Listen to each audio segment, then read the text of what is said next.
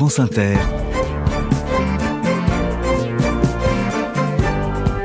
le 18-20, Fabienne Synthès. Et maintenant, qu'est-ce qu'on fait dans une séquence de quelques jours à peine? Nous avons tous vu un homme noir se faire tabasser par des policiers pour rien. Personne du côté de l'autorité policière n'a apporté le moindre élément qui aiderait à comprendre, entendez les guillemets, ce déchaînement de violence. Nous avons aussi vu tous un policier attaqué de toutes parts et roué de coups par des ultras infiltrés dans la manifestation de samedi. Peut-être ces deux séquences insupportables dans une démocratie comme la nôtre ont-elles un point commun? D'abord, elles ont été filmées, l'une comme l'autre. Fermons la parenthèse sur l'article 24 dont bien sûr nous reparlerons, nous savons qu'il sera réécrit.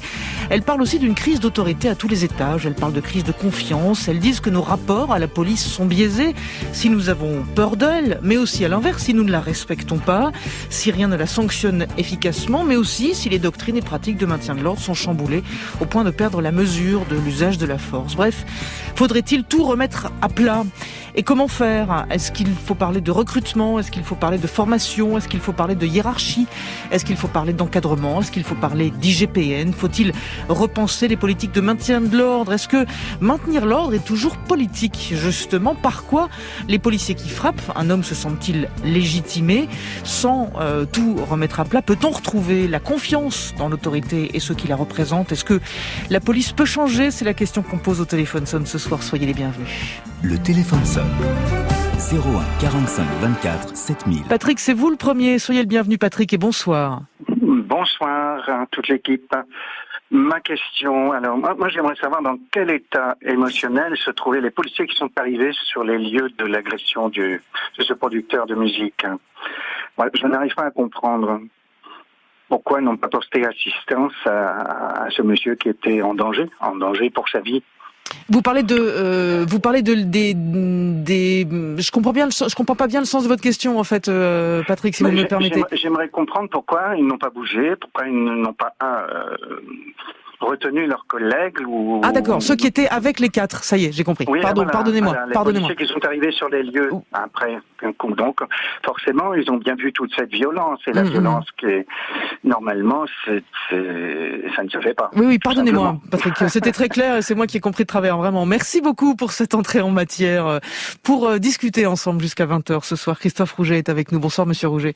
Bonsoir. Vous êtes commandant de police, secrétaire général du syndicat des cadres de sécurité intérieure et Mathieu Zadrowski est avec nous. Bonsoir. Bonsoir. Vous êtes chercheur associé au Centre d'études sociologiques sur le droit et les institutions pénales. Vous êtes notamment auteur de Que fait la police aux éditions de l'Aube. Mathieu Zadrowski, est-ce qu'on peut essayer de répondre à la question de Patrick sur les choses qui restent incompréhensibles sur le déroulement de cette séquence-là? Si on part du principe qu'effectivement, il y en a 4 qui, j'allais dire pètent un câble, c'est tellement plus grave que ça, mais qui en tout cas ont cette attitude, qu'est-ce qui se passe dans la séquence 2 pour qu'on les suive eux immédiatement? Qu'est-ce que ça nous dit, ça? Oui, c'est une question très intéressante que pose Patrick. C'est un équipage de la brigade territoriale de contact du 17e qui intervient, qui mène ce contrôle et donc cette intervention qui dégénère complètement. C'est le moins qu'on puisse dire. Qu'est-ce qui se passe dans ces cas-là? Ils appellent du renfort sur les ondes et le message que doivent recevoir leurs collègues sur les ondes, c'est que il y a un incident qui les oppose à plusieurs individus, qu'il y a des personnes qui sont retranchées. Et donc les policiers qui arrivent, ils sont forcément dans une tournure d'esprit qui est celle de l'intervention et aussi de l'assistance portée aux collègues. Il y a quand même quelque chose qui est très important dans la culture policière et qui est assez logique, c'est la solidarité face au danger. C'est le fait, on fait front face à l'adversité, on fait bloc face à une opposition physique. Donc je pense que les collègues qui arrivent, ils ont pas tous les éléments, ils savent pas ce qui s'est passé, ils voient des individus qui sont à l'intérieur, qui ont résisté d'après les dires de leurs collègues à l'intervention. Et dans ces cas-là, on porte assistance aux collègues pour interpeller sans véritablement se poser de questions. Christophe Rouget, c'est comme ça effectivement évidemment que les choses se passent. C'est pas seulement la culture policière d'ailleurs, j'imagine, c'est aussi le fait que si dans le talkie-walkie on entend on a besoin de renfort, cette question-là ne se pose pas à ce moment-là. En tout cas, pas à ce moment-là de la séquence. Oui, tout à fait, ça vient d'être dit parfaitement et je crois que même Michel Zegler lui-même l'a dit. Attention, il ne faut pas mettre tous les policiers dans le même sac. Ce sont les 3 policiers intervenants. Les autres sont appelés en renfort sur une intervention qui est difficile et donc ils ne peuvent pas en connaître les tenants et les aboutissants. Et donc voilà, je crois que les choses sont assez claires et même la victime lui-même a expliqué ce qui s'était passé. Qu'est-ce qui se passe en matière de hiérarchie, Christophe Rouget, dans ces moments-là? À quel moment y a-t-il un appel à une hiérarchie supérieure? Les 3 qui sont à l'intérieur et également le 4e, est-ce qu'ils à quel moment doivent-ils rendre compte de ce qui s'est passé? À quel moment on commence à dérouler et où là encore le dysfonctionnement apparaît? Alors, dans la police nationale, une hiérarchie supérieure qui sont les commissaires de police et les officiers de police. Et ensuite, vous avez une hiérarchie intermédiaire qui sont donc les brigadiers, brigadiers-chefs et majors. Donc, dans ces équipages, vous avez normalement des gens qui sont d'ailleurs, on l'a vu sur les âges des concernés, des gens qui sont expérimentés et qui sont des sous-officiers comme dans la gendarmerie nationale. Et donc, c'est eux qui, sur le terrain, prennent les mesures relatives à une intervention. Et ensuite, on a un appel sur la radio. Éventuellement, si la situation devient compliquée, il peut y avoir l'intervention d'un officier ou d'un commissaire à un autre moment. Là, en l'occurrence, c'est cette hiérarchie intermédiaire qui règle les opérations sur place, comme le font les sous-officiers dans le cadre de la gendarmerie nationale. Et si je pose la question, Mathieu Zatorski, c'est que ça fait partie des choses qu'on a entendues et qui se disent depuis ce week-end. Où est la hiérarchie? Que fait la hiérarchie? À quoi ressemble réellement la hiérarchie policière pour qu'on puisse en être à ce niveau-là? Où sont les commissaires? Où sont les officiers? Y a-t-il un problème de hiérarchie, en fait? Bon, c'est toute la question de l'encadrement du travail de voie publique. Il faut savoir que le travail de police de voie publique, donc de sécurité quotidienne, ce sont ceux qui justement interviennent dans la rue, répondent aux appels du 17. Ils sont dotés d'un fort pouvoir discrétionnaire, d'un fort pouvoir d'initiative. C'est pas comme dans une usine où vous avez un contremaître qui vous observe. C'est pas comme dans une rédaction où vous avez un rédacteur en chef qui peut regarder par-dessus votre épaule. Il y a un fort pouvoir d'initiative et le travail de la hiérarchie, il se fait en amont, en aval. C'est-à-dire, il se fait en amont par les consignes que l'on donne, la manière dont on briefe ses effectifs, et se fait ensuite en aval. Je parle vraiment de la hiérarchie plus élevée des commissaires, et en amont, s'il y a en aval, s'il y a un problème, c'est de débriefer la question. Il faut savoir que les commissaires de police ne sont pas encore très très nombreux en France. Ils sont un peu plus de 1000 de mémoire pour 140 000 personnes dans la police nationale. Donc ils peuvent pas être partout, et aujourd'hui ils sont un peu dans un rôle de super manager qui gère un peu, qui gère en quelque sorte des PME, quoi. Est-ce que c'est par là que ça commence, en fait? Est-ce que c'est sur, vous disiez, on brief, on voit, est-ce que c'est sur celui qui donne le ton, au fond, y compris qui donne le ton de la brigade tout entière, du commissariat tout entier? Est-ce que c'est là que ça commence? Ça, j'en suis persuadé, et j'en suis persuadé parce que c'est un peu le fruit de mon travail d'enquête et de recherche au sein de commissariat, au sein d'équipage. Pour avoir beaucoup tourné avec des équipages sur le terrain, rencontré des policiers dans des commissariats, on s'aperçoit que le ton, il est donné par justement ces différents échelons hiérarchiques que mentionnait Monsieur Rouget. C'est-à-dire qu'il y a les officiers et les commissaires qui donnent le là général d'un commissariat, et puis ensuite vous avez les chefs de brigade, les chefs d'équipage. Et là, typiquement, dans cet équipage-là, il y a un chef d'équipage qui est, je crois, brigadier, si je me trompe pas, qui a un peu plus de 40 ans. C'est probablement lui qui prend cette initiative de procéder à ce contrôle en raison du masque non porté, et qui ensuite donne le ton. Donc ça, oui, c'est un échelon qui est extrêmement important. Mais après, c'est pas la seule chose. Non. C'est pas la seule question, évidemment, qui nous occupe aujourd'hui. Alors, il y en aura des questions qui nous occupent. Du coup, je vous la pose, la question. Oui. On commence par où, en fait? Faut-il commencer par tout en bas? C'est-à-dire, il y a beaucoup de questions autour de ça, par la formation des policiers sur le terrain. Faut-il tout remettre dans le shaker, profiter de cet événement-là pour tout remettre dans le shaker? Celui-là est d'ailleurs ce qui s'est passé aussi samedi, et recommencer, remettre à plat qui forme qui, dans la hiérarchie de quoi, etc. Est-ce qu'on prend les choses au tout début? J'aurais plutôt tendance à dire le contraire, c'est de commencer par le haut. pour moi, bon, c'est quelque chose que je répète depuis quelques jours, le péché originel, il remonte aux années 80 quand Charles Pasqua est proclamé ou se proclame premier flic de France. Et on est un peu entré dans une logique où le ministre de l'Intérieur fait des déclarations martiales, se présente un peu comme, alors le terme est péjoratif, comme chef de meute, mais en tout cas un peu comme le chef des policiers, alors qu'il devrait incarner une forme de hauteur, de distance. Donc qui donne le ton, c'est pas le commissaire qui donne le ton, c'est le ministre. Bien sûr, de toute façon, l'impulsion générale, elle vient du haut, et la tonalité générale en France depuis 3 décennies, c'est quand même beaucoup une insistance sur, avec des exceptions comme la police de proximité, mais quelque chose qui donne l'insistance sur l'intervention, l'interpellation, le pouvoir de contrainte que doit exercer la police, le fait qu'elle doive ramener des affaires. C'est une dimension évidemment du métier, mais la partie résolution de conflits, des escalades a plutôt été négligée, et c'est ce qu'on voit dans cette situation. C'est que on a à la base une infraction qui est absolument minime, un non-port de masque, et on rentre dans une logique de confrontation, et ce qu'on entend souvent dans les rangs policiers, c'est force doit rester à la loi. Il y a toujours ce terme de force. Alors que dans d'autres contextes policiers, on insiste plutôt sur la question justement de consensus, de consentement et de légitimité. Christophe Rouget, je vais vous poser la question comme ça. Est-ce que le maintien de l'ordre, au fond, est toujours politique ? Et que derrière, il est là aussi le problème. Si le maintien de l'ordre est que politique, ça veut dire effectivement que les consignes, elles viennent de tout là-haut, elles viennent du ministère de l'Intérieur, elles viennent du préfet de police aussi, et le ton qui est celui de la police, donc aussi le sentiment de permissivité, vient des langages et des consignes qui ont été données à cet échelon-là tout en haut. Oui, si vous permettez juste que je rebondisse sur l'encadrement supérieur, où effectivement il y a 1700 commissaires et 8000 officiers, et dans la gendarmerie 7000 officiers. Ça c'est l'encadrement supérieur des deux forces. Et donc effectivement la différence c'est que dans la gendarmerie vous avez un seul corps d'officiers, et dans la police c'est scindé en 2 officiers et commissaires. Il faut les unir et il faut les former sur le même site. Ils sont formés à 500 km. Concernant le maintien de l'ordre, oui effectivement, on le voit bien, vous avez les préfets qui passent, les ministres qui passent, et donc il y a eu une réflexion qui a été mise en œuvre sur la stratégie. La stratégie elle a changé, pourquoi ? Parce que la population aujourd'hui elle est plongée dans le maintien de l'ordre. Il faut regarder les chaînes en continu, et donc vous voyez des dégradations, et donc le pouvoir politique il a eu envie de réagir à ce maintien de l'ordre. Donc la police elle est entre à chaque fois 2 problématiques. Soit on laisse faire, et vous avez l'opposition qui dit, quel que soit le gouvernement, vous voyez, c'est la chienlit, on a laissé tout faire, on a laissé casser l'ensemble de Paris par exemple. Soit alors on intervient, et de l'autre côté, quand on intervient, c'est difficile qu'il n'y ait pas de casse. Et le pouvoir politique, il est soumis à cet équilibre-là, et au milieu, vous avez les policiers qui se retrouvent soumis à cette contrainte, et on le voit bien. Aujourd'hui, cette semaine, par exemple, vous aviez la police qui était dans le collimateur de l'extrême gauche, des Black Blocs. Ils ont profité de la situation dimanche pour attaquer les policiers, avec, je pense, aux 98 policiers qui ont été blessés, dont certains grièvement.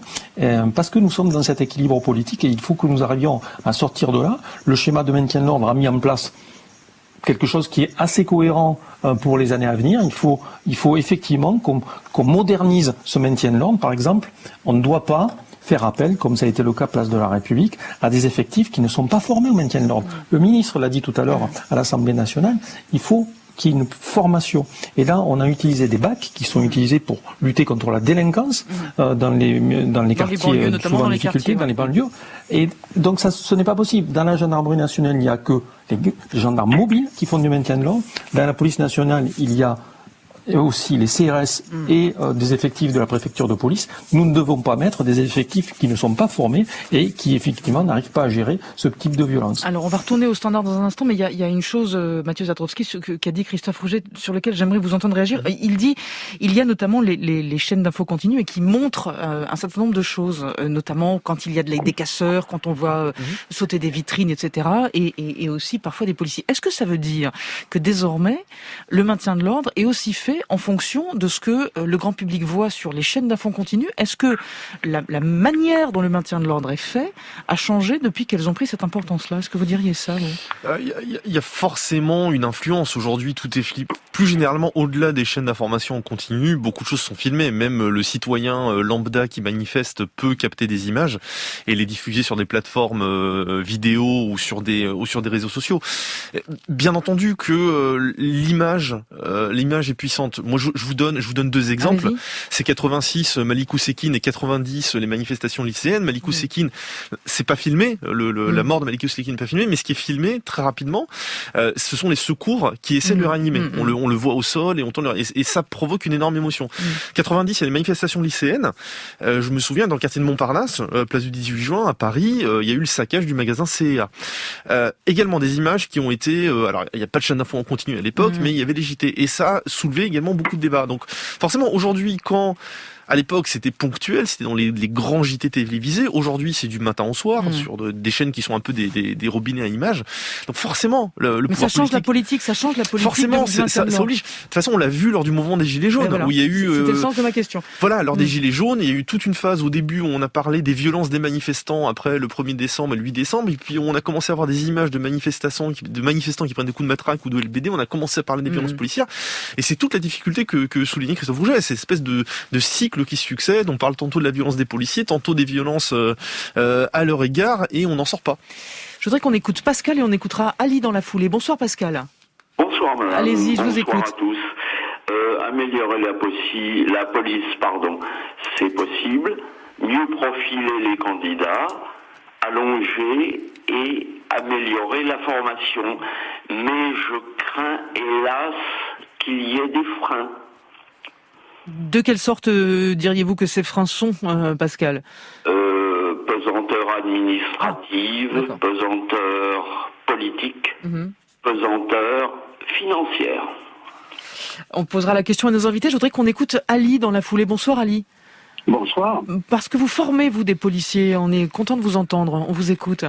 Oui, ça m'arrive de former des policiers, mais comme d'autres agents de la fonction publique d'État et de la fonction publique territoriale, le constat que je fais sur la question de la formation pendant ces dernières années, c'est que globalement, elle se réduit à la fois en temps et je dirais aussi en qualité. C'est-à-dire, pendant des années, je faisais des formations qu'on me demandait, mais qui nécessitaient du temps. 2 jours, 3 jours, 1 semaine, et de plus en plus, on nous demande de faire des formations très courtes, une demi-journée, ou des formations maintenant à distance, avec les outils de travail à distance, alors qu'on sait très bien que plus la société devient complexe, plus les problèmes de maintien de l'ordre sont aussi compliqués et complexes, parce qu'on demande aux policiers de résoudre des problèmes qui sont des problèmes sociétaux et qui ne sont pas que de la sécurité. C'est aussi des problématiques économiques, sociales, etc., de séparation territoriale, d'un certain nombre de choses qui sont très compliquées. Donc pour cela, je dirais ces fantassins de la République qu'on voit au devant méritent d'être beaucoup plus à la fois préparés à tout ça et formés. Et je pense que nos élites gouvernementales, quelles qu'elles soient, ne donnent pas suffisamment d'importance à cette affaire de la formation, parce que eux-mêmes sont très très formés, ils comprennent certainement vite les choses, mais ils comprennent pas que pour former des gens, il faut du temps, parce que former, c'est pas juste donner de l'information, un savoir technique, et agir sur des comportements, sur des attitudes, sur la maîtrise de ses émotions, sur la réaction par rapport à des situations incompréhensibles ou violentes. Donc ça demande un vrai travail et dans le temps. Et que ça, je pense qu'il faut que nos élites gouvernementales comprennent que la formation, c'est pas juste de l'outillage technique ou de l'information qu'on inculque assez rapidement dans quelques stages assez comportementalistes par ailleurs. Merci. Donc, Pardon, Ali, je voulais pas vous couper. Oui, voilà, c'était ça le sens de mon propos, et ça concerne globalement les services publics, l'administration, même si dans le monde de l'entreprise, la formation aussi se réduit.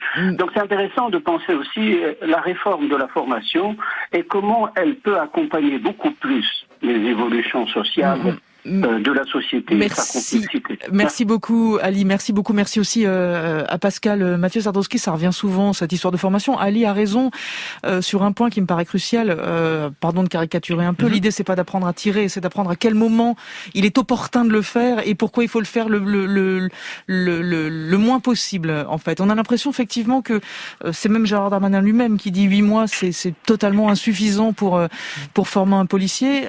Est-ce qu'on régresse là là-dessus? Est-ce qu'on envoie, pardon de le dire comme ça, au casse-pipe de jeunes policiers? C'était pas le cas d'ailleurs avec l'affaire de Michel Zecler. C'était pas des jeunes gens. Enfin bon. Bon, il y a un agent qui a 23 ans, je crois, mais le plus âgé a plus de 40 ans. Le plus gradé, je crois, à 43 ou 44 ans. C'est une vaste question, évidemment, que celle de la formation. Est-ce que la formation est trop courte? Sans doute. Est-ce qu'on l'a écourtée ces dernières années? Sans doute également. Pourquoi? Alors, elle est officiellement de 12 mois. Faut l'indiquer aux auditeurs. La formation d'un gardien de la paix, c'est 1 an. Mais très souvent, comme il y avait ce besoin d'envoyer des effectifs sur le terrain, de renforcer les commissariats, on a parfois écourté à la fin. On a, envoyé des gens, on les a affectés alors qu'ils n'avaient pas tout à fait fini leur formation parce qu'on est dans l'urgence.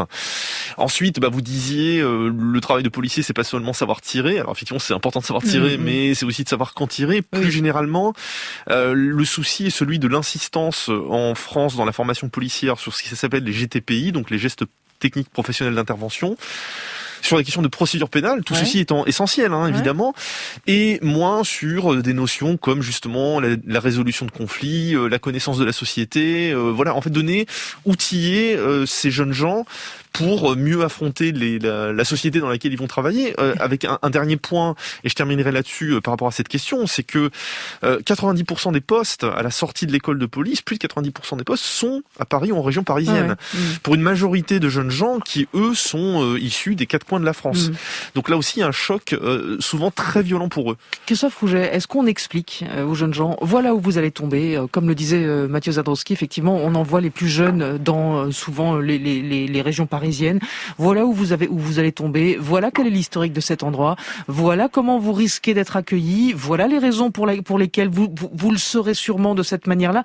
Je pense à ça. Je pense à ça aussi pendant les manifestations de Gilets jaunes. On avait beaucoup parlé à ce moment-là de violences policières. On est face à une population qui n'a rien à voir avec une manifestation dite normale, telle qu'on pouvait les connaître avant.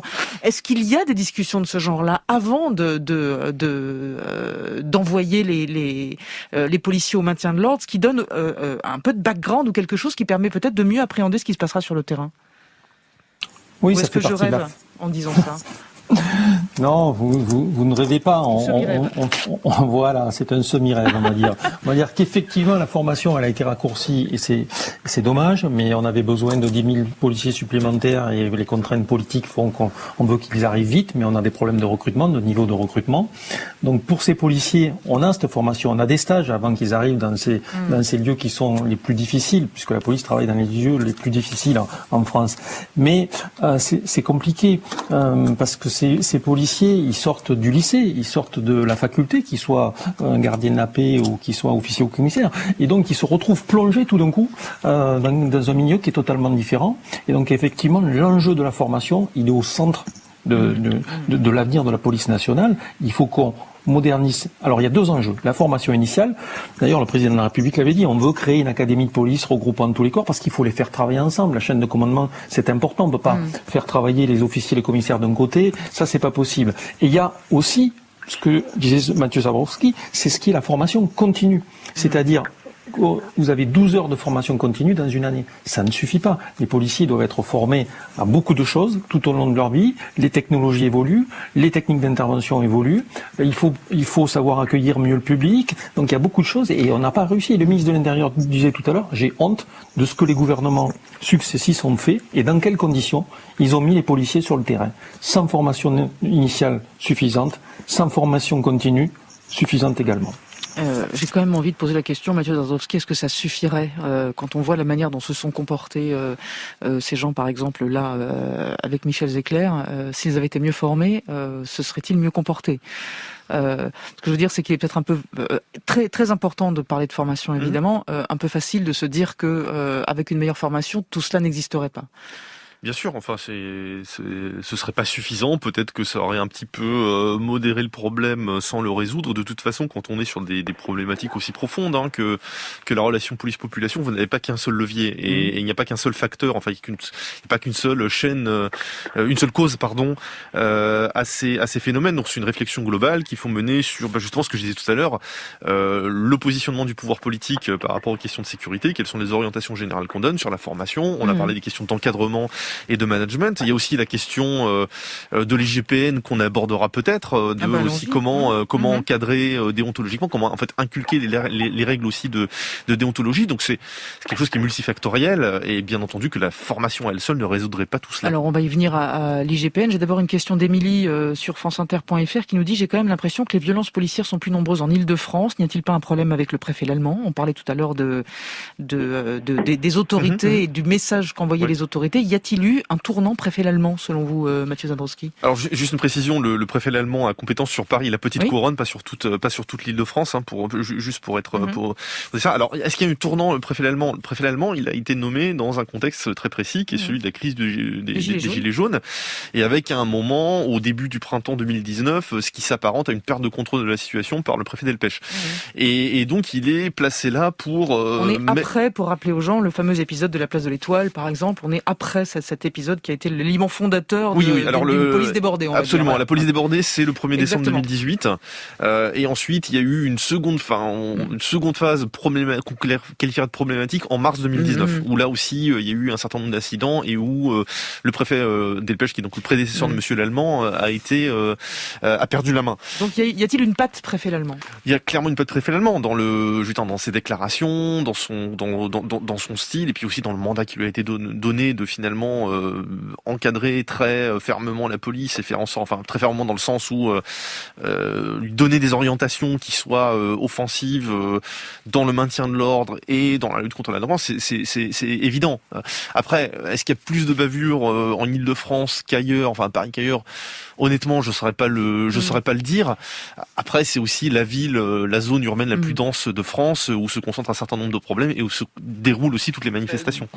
En creux de la question d'Émilie, moi je lis, quand on a des orientations offensives, comme vous le disiez tout à l'heure, données par le préfet Lallemand, on a un sentiment de légitimité, y compris lorsqu'on s'en prend de cette manière à un jeune garçon qui n'a pas son masque.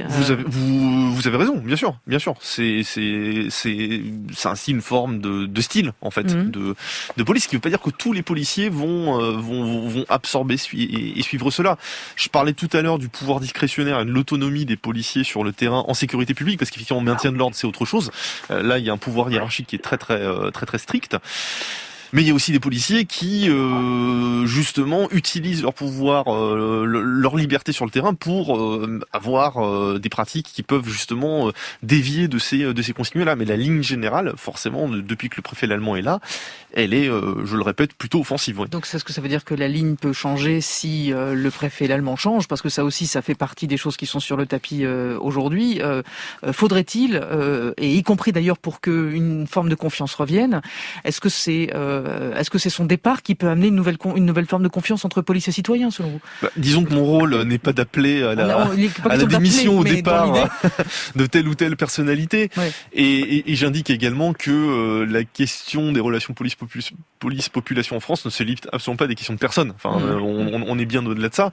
Mais oui, si vous voulez redonner un semblant de confiance et de légitimité, sans doute que ce serait une option à prendre en considération. Allez, Claude, bonsoir.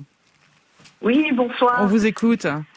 Voilà, je suis un ancien commandant de police à la retraite depuis 5 ans et je pense qu'en fait, ce n'est pas qu'un problème de formation parce qu'il y a un problème d'encadrement, de politique de chiffres que nous payons énormément. Parce que pendant fort longtemps, on a demandé à nos fonctionnaires de faire du résultat et ça a été du tout et du n'importe quoi au niveau des interpellations, des placements en garde à vue qui sont devenus de plus en plus difficiles. On a été obligé de passer à ces gardes à vue. Et il y a un autre problème que je soulèverai, c'est que on a permis à des gardiens de la paix de devenir officiers de police judiciaire sans avoir, entre guillemets, les connaissances juridiques et aussi suffisamment d'autorité pour dire à notre hiérarchie supérieure, et je cible les commissaires, de ne pas faire certaines procédures ou de ne pas suivre certaines instructions qui ont poussé à certaines actions comme on les vit aujourd'hui. Christophe Rouget, c'est pour vous cette remarque. Merci beaucoup, Claude, de votre coup de fil et de ce témoignage.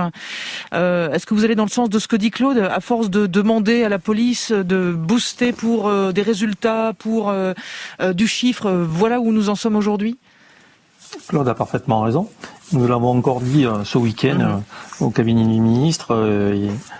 Oui, il faut réaffirmer que la politique du chiffre conduit à des excès. Et il faut réintroduire des indicateurs qualitatifs de l'évaluation de l'action des services, portant notamment sur la satisfaction de la population. Aujourd'hui, on ne compte plus un sourire, l'accueil du public dans la notation. On compte des chiffres d'une interpellation. Aujourd'hui, on ne fait pas d'information parce qu'on a une opération et on ne peut pas faire le sport qui est nécessaire pour être en bon équilibre, pour ensuite intervenir sur la voie publique. Donc tout ça, c'est important. Il faut remettre le qualitatif au cœur de notre métier. Il faut aussi mettre des nouvelles technologies. On a parlé des caméras, mais par exemple, vous avez dit, la formation, ça ne suffira pas notamment sur l'affaire du 17e. Mais si on avait eu des caméras, d'abord, on saurait ce qui s'est passé au début. On connaîtrait le son. Vous parlez des caméras piétons, Christophe Rouget. Tout à fait, des caméras piétons, des caméras sur les véhicules aussi, qui permettent effectivement aux individus qui sont contrôlés de voir qu'ils sont contrôlés, aux policiers aussi de savoir qu'ils sont filmés dans leur intervention. Et ça, nous le réclamons depuis des années. Mais sauf que ça a été très long parce que c'est cher. Et là, donc les commandes ont été faites. Et c'est primordial pour l'avenir dans ce rapport police-population. Il faut aussi ouvrir la police nationale. Nous l'avons dit aussi depuis 10 ans. Mais vous voyez, tout ça, il faut attendre qu'il y ait des événements. C'est toujours pareil dans la police nationale. Il faut attendre qu'il y ait des événements pour qu'on ouvre, qu'on décide de bouger. Il faut s'ouvrir vers la société. Nous l'avons dit. Il faut par exemple qu'il y ait une réserve opérationnelle, comme c'est le cas dans la gendarmerie. Vous avez des boulangers, des électriciens qui parfois, un jour dans la semaine, viennent travailler avec la police nationale, voient comment la police travail national opère au quotidien. Et ça, c'est important de s'ouvrir vers la société, de montrer que nous sommes une police au service de nos concitoyens pour assurer leur sécurité. Et peut-être que la question d'Yvan vient juste à point. Bonsoir Yvan. Oui, bonsoir. Vous avez patienté longtemps, pardon Yvan, on vous écoute. Il n'y a pas de souci. Voilà, moi c'était plus un petit peu un témoignage et une réflexion. J'ai donc 37 ans. J'ai vécu dans le 93 jusqu'à mes 10 ans et ensuite dans le 95. Est-ce que l'augmentation des violences dont on nous rebat les oreilles en banlieue, alors en banlieue parisienne mais en banlieue en général, c'est pas aussi à mettre en relation avec la disparition de la police de proximité? J'ai notamment souvenir, lorsque j'étais adolescent, je faisais de la boxe dans un club où s'entraînaient des policiers également, et l'un d'entre eux, lorsque la police de proximité a été évacuée, me dire clairement c'est le début de la fin. Et petite remarque aussi sur ce qu'on entend là, les gens qui découvrent les violences policières avec les événements des Gilets jaunes, regardez La haine de Mathieu Kassovitz. Ce film est toujours d'actualité et résume très bien la difficulté des banlieues et aussi la difficulté de certains policiers de bien faire leur travail parce que derrière ils sont tenus à du résultat, tenus à des méthodes à des dérives quoi. Merci beaucoup Yvan, tenu à résultat, tenu à des méthodes. Yvan évoquait les Gilets jaunes avec une forme de manifestation aussi qui, encore une fois, est une forme de manifestation qui n'était pas celle bien encadrée par des syndicats. Absolument. Comme ça peut être le cas avant. Ce qui a aussi changé beaucoup de choses.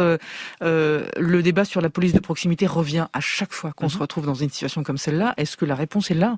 Retournons à une vraie police de proximité. On l'a plus ou moins fait parce qu'il y a un certain nombre de choses qui ont été rajoutées ici et là qui ne s'appellent pas police de proximité. Faudrait-il y revenir à 100%? Oui, c'est un terme qui est devenu tabou. C'est pour ça que voilà. C'est intéressant de voir à quel point la police de proximité a marqué. Comme les gens s'en souviennent. Et comme les gens s'en souviennent, alors qu'elle a duré à peine 3 ans. C'est quelque chose qui est lancé. Le chantier il est lancé en 97 par la gauche plurielle. Commence à être mis en œuvre en 98-99, puis complètement détricoté à partir de 2002 avec le changement de majorité, l'arrivée de Nicolas Sarkozy, ministre de l'Intérieur. Peu importe comment on appelle cela, il est nécessaire de remettre une forme, on va dire, de contact avec la population qui ne se limite pas à de l'intervention et de l'interpellation. C'est que tout le souci en fait des relations police-population, où l'un des soucis, c'est que aujourd'hui, les principales interactions entre policiers et citoyens, c'est quoi? C'est quand on va déposer plainte, qui n'est pas un moment très agréable. Non. On appelle le 17, c'est parce qu'on est témoin ou victime d'une infraction. C'est parce qu'on est soi-même contrôlé sur la route, dans la rue. Donc tout ça, ce sont des moments en fait désagréables au cours desquels on a affaire à la police. Et donc il faut qu'il y ait des moments via des réunions de la patrouille pédestre, des contacts formels ou informels, pour que ce dialogue s'établisse. Il y a eu des velléités du gouvernement actuel, d'Emmanuel Macron, au début de son quinquennat et aussi dans sa campagne, de faire ce qu'il appelle la police de sécurité du quotidien. On s'en souvient, oui. Qui renouait un peu avec cette philosophie-là, mais sa mise en œuvre a été fortement ralentie, notamment du fait du mouvement des Gilets jaunes. Mathieu Tartowski, on n'en a pas parlé encore, mais quand même la question sur l'IGPN, qui donc est un corps à l'intérieur de la police pour juger la police, c'est plus compliqué que ça en a l'air, puisque l'IGPN est aussi des gens qu'en général les policiers n'aiment pas. Absolument. Donc on n'est pas non plus dans quelque chose du domaine du vrai copinage, et en même temps personne ne vient de l'extérieur. L'IGPN gagnerait-elle à s'ouvrir? Personne ne vient de l'extérieur sur la fonction disciplinaire. Il y a des civils en fait à l'IGPN qui sont sur la partie audit conseil pour information. Alors pour l'enquête. Mais pour la partie enquête, effectivement, là ce sont des policiers. Vous avez raison de dire que ce ne sont pas du tout des gens appréciés par le reste des policiers. Ils ne sont pas vus comme des copains qui en fait vont les traiter avec mansuétude. Le souci de l'IGPN, c'est celui en fait de sa légitimité, de sa perception. C'est que vous l'avez dit, l'IGPN fait partie de la chaîne hiérarchique du ministère de l'Intérieur. Vous avez le ministre de l'Intérieur, en dessous vous avez le DGPN, en dessous vous avez la chef de l'IGPN. Et donc il y a quand même cette perception de la part de l'opinion publique, ou d'une partie de l'opinion publique, que déposer un dossier à l'IGPN, déposer un signalement à l'IGPN, ça aboutira pas, ça sert à rien. Et d'ailleurs, la preuve, ou du moins un fait intéressant, il y a 3 fois plus de signalements à l'autorité britannique de contrôle de la police, qui est une autorité administrative indépendante, qu'en France. Je pense pas qu'il y ait 3 fois plus de violences policières en Angleterre, au Pays de Galles, qu'en France. C'est surtout que les gens font plus confiance à cette instance et lui rapportent plus volontiers des faits quand ils en subissent. Des faits illégitimes commis par la police. Donc, ouvrir l'IGPN, il nous reste quasiment peu de temps. Christophe Rouget, j'ai envie de vous poser la question en guise de conclusion comme ça. On le dit à chaque fois qu'il y a une histoire de ce genre aussi terrible, mais peut-être que celle-ci sera le cas. Y aura-t-il un avant-après? Est-ce l'affaire qui donne un avant-après dans la police, à votre avis? J'espère. Parfois, il y a besoin d'électrochocs pour que, par exemple, ce que nous disions depuis 10 ans aux ministres qui se succèdent ne soit pas mis en œuvre. Et peut-être que cet électrochoc, ces affaires, ce climat va permettre enfin de prendre les mesures. La police, elle est gangrénée souvent par des conservatismes. Et j'espère que aujourd'hui, cet électrochoc va permet de sortir de ce conservatisme et de faire évoluer la police dans le bon sens. Et soyez entendus. Merci beaucoup. Merci vraiment pour vos très nombreuses questions. Portez-vous bien.